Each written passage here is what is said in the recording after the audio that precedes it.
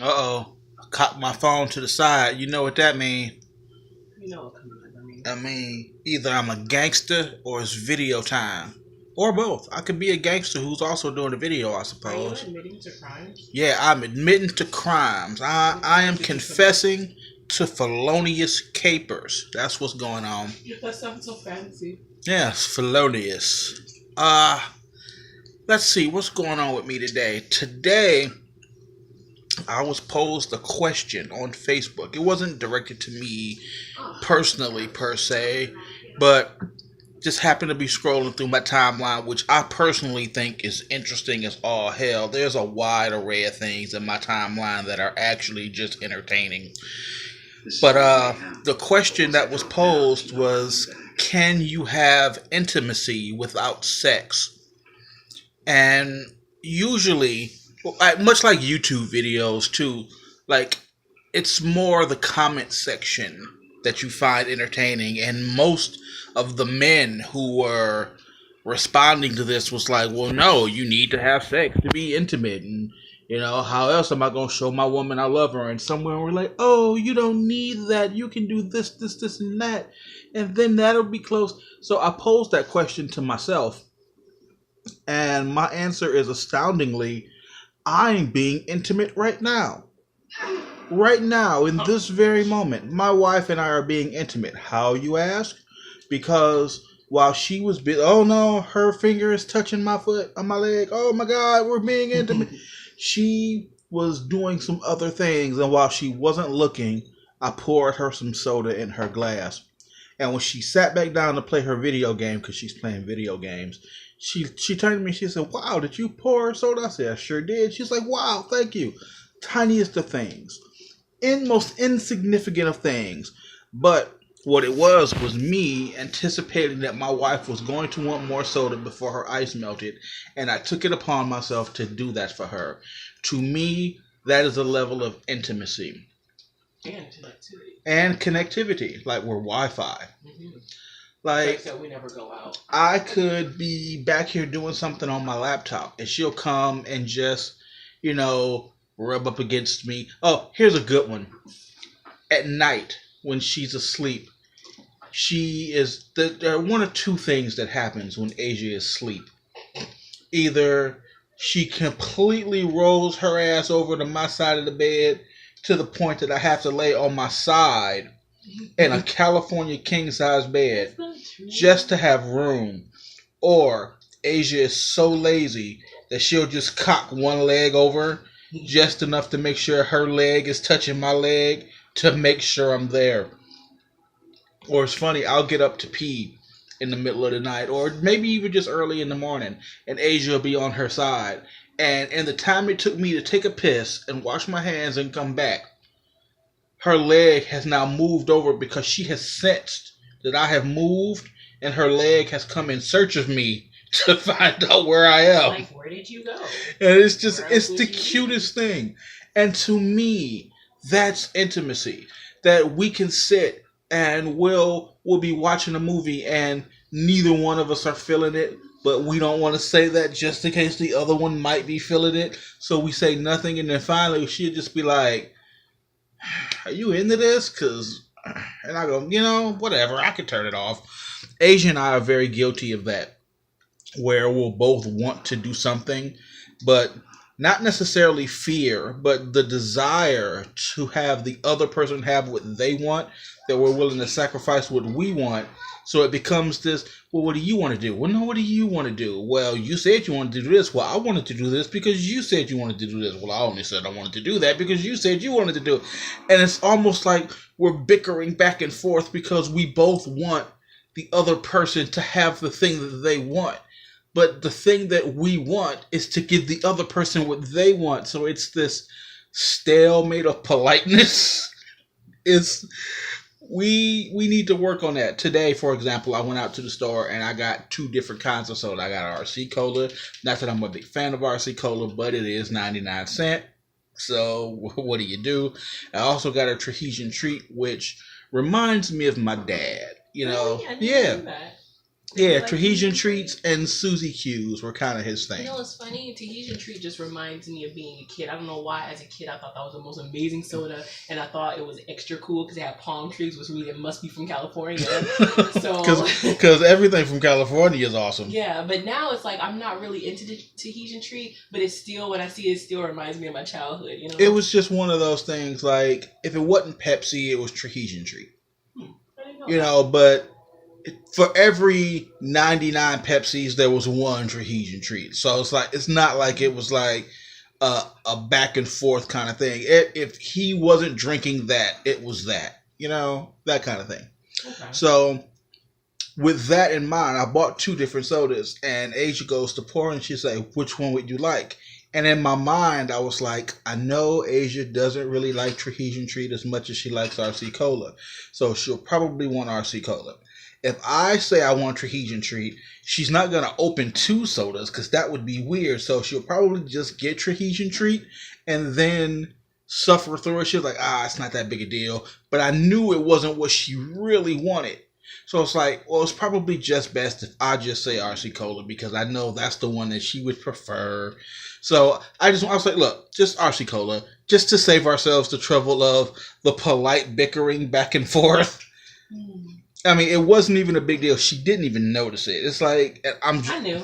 Did you? Uh-huh. I'm only bringing it up because we do this. There's this polite dance that we do, and this is me acknowledging that polite dance and trying to get past it because it's holding us up.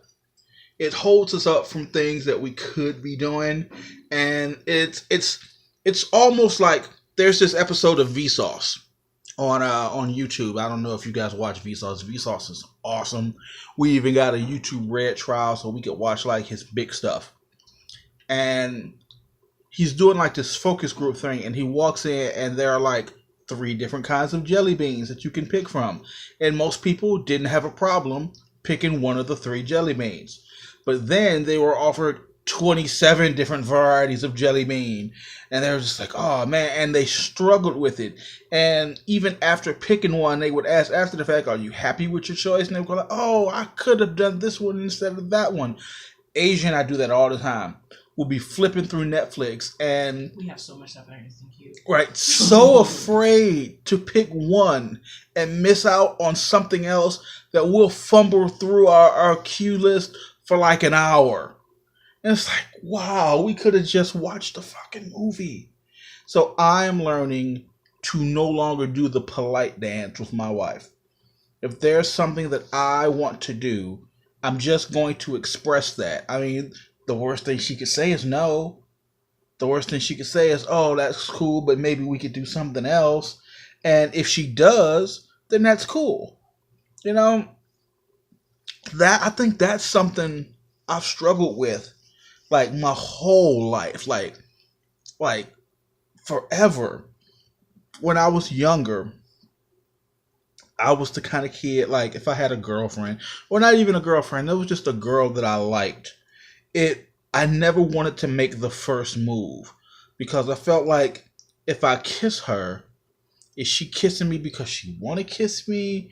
Or is she kissing me because I made the first move? And she was like, might as well. The best way for me to know, that's what, yes.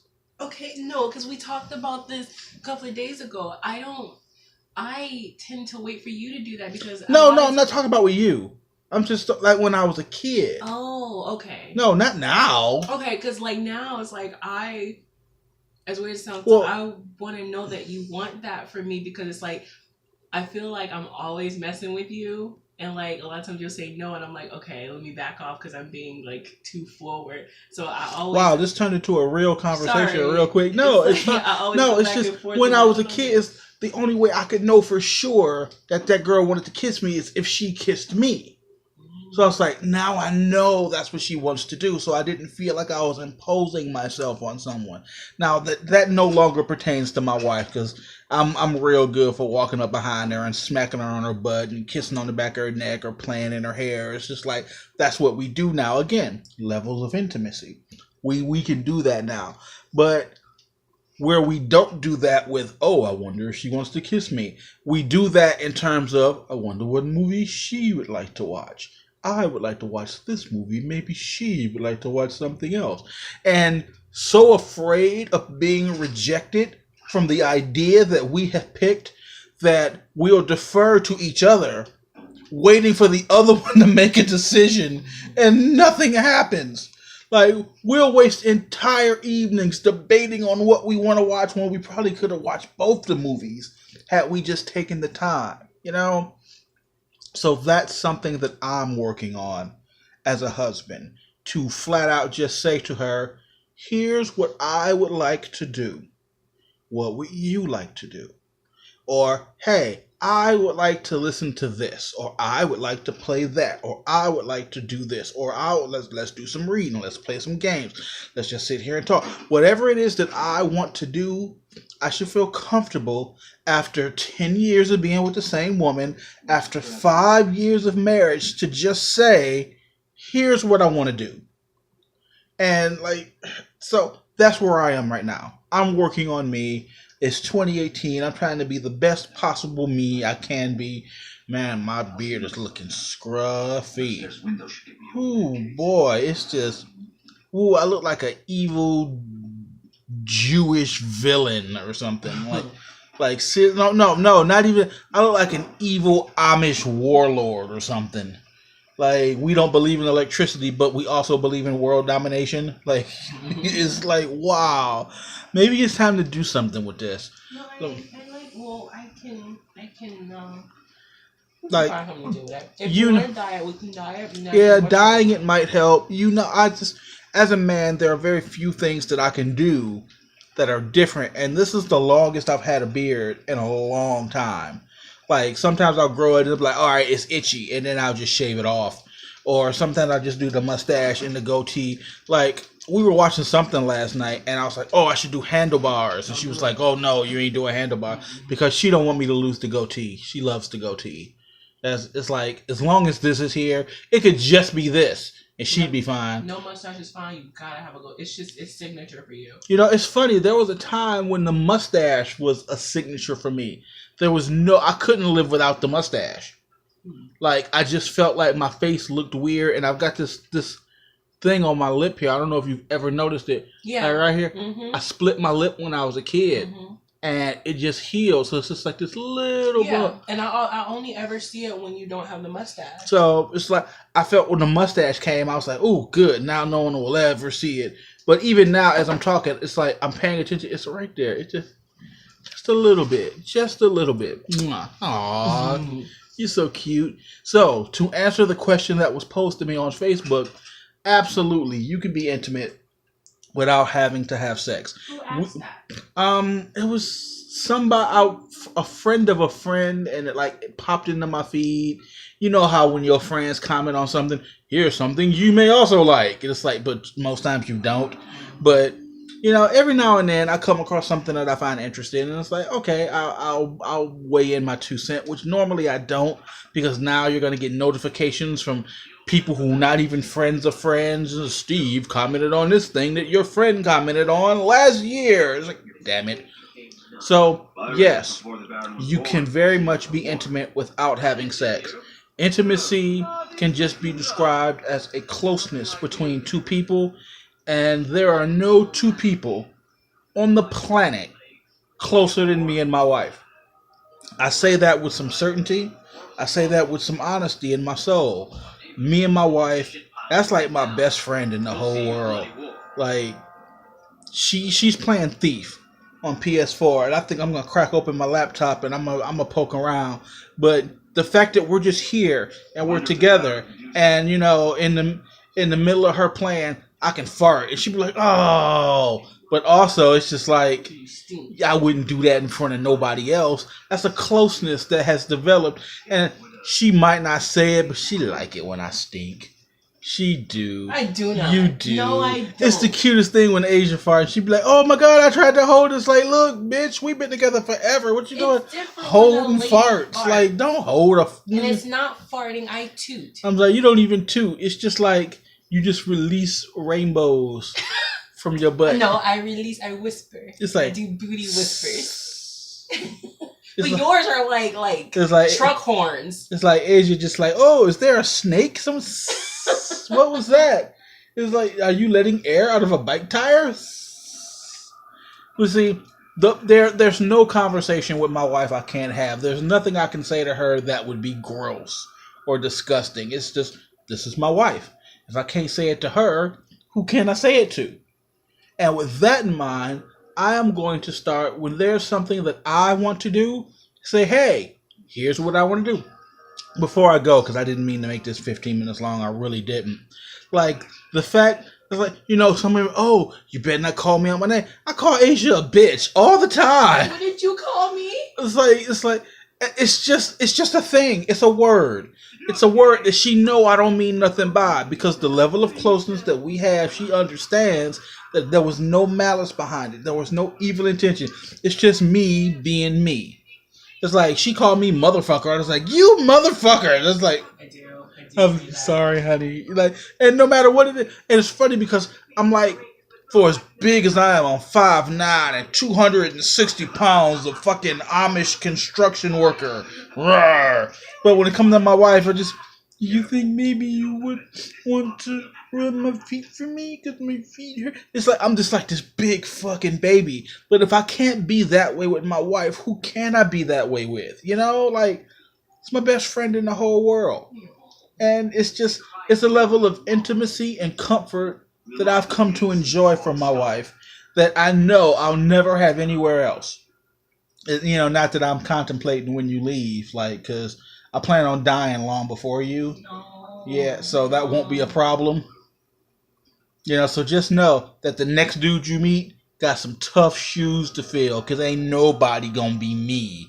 Ain't nobody. It's like, for as much as you say, oh, I just whisper, you ain't gonna want to whisper in front of nobody but me. And even when you do, you be like, well, my daddy, when I did it, he didn't mind. So it's like, there'll always be that comparison. But anyway, I'm done. I'm going to go continue to be intimate with my wife by doing absolutely nothing with her other than being her present.